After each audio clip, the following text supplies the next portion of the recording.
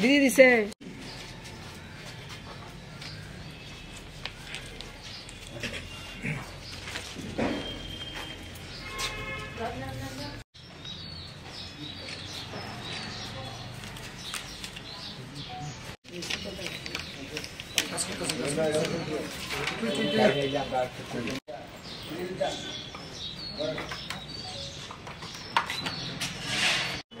আজকে আমরা বাঙালি দলের পক্ষ থেকে এই যে অমর 21শে ফেব্রুয়ারি, মহান 21শে ফেব্রুয়ারি, যে দিনটিতে 1952 সালে বর্তমান বাংলাদেশে তদানীন্তন পূর্ব পাকিস্তানে বাংলা ভাষার মর্যাদা রক্ষা করতে গিয়ে উর্দু সাম্রাজ্যবাদীদের খপ্পর থেকে বাংলা ভাষাকে রক্ষা করতে গিয়ে ঢাকা বিশ্ববিদ্যালয় চত্বরে সালাম বরকত, জব্বার রফিক সহ 5 জন দধিচি শহীদ হয়েছিলেন। তাদের এই আত্মত্যাগ প্রাণের বিনিময়ে পূর্ব বাংলাতে যেমন বাংলা ভাষা রক্ষা পায়, এই আন্দোলনকে কেন্দ্র করে পরবর্তীকালে আমরা জানি যে বাংলাদেশ মুক্তি সংগ্রামের সূত্রপাত হয় এবং স্বাধীন সার্বভৌম বাংলাদেশ নামে 71 সালে নূতন এক রাষ্ট্রের উৎপত্তি হয়। এই যে ঘটনা, যেই ঘটনাকে কেন্দ্র করে বাংলা ভাষার এই উত্তাল আন্দোলন সারা পৃথিবীতে একটা বিরাট প্রেরণা তৈরি করেছে ভাষাপ্রেমিকদের কাছে। আমরা জানি তার পরবর্তী ঘটনা বাংলাদেশ সৃষ্টি হয় এবং বাংলা ভাষাকে আন্তর্জাতিক মানে পৌঁছানোর জন্য, প্রতিষ্ঠা করার জন্যে দাবি তোলা হয়।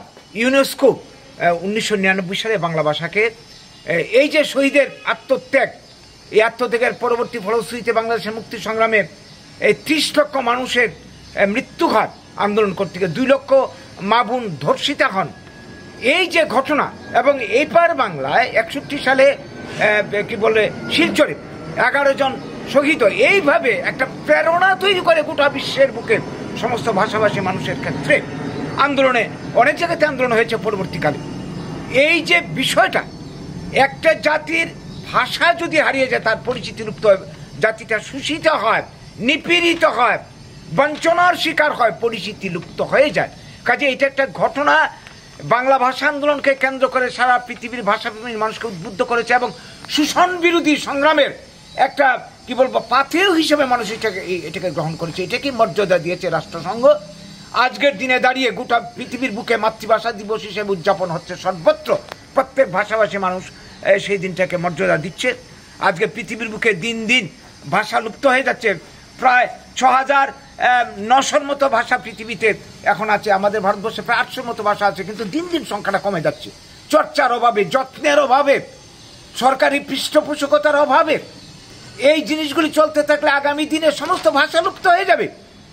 ওপার বাংলায় উর্দু সাম্রাজ্যবাদের চক্রান্ত ছিল। আমার এই দেশে কি চলছে? হিন্দির দাপট, অথচ হিন্দি কারোর মাতৃভাষা নয়।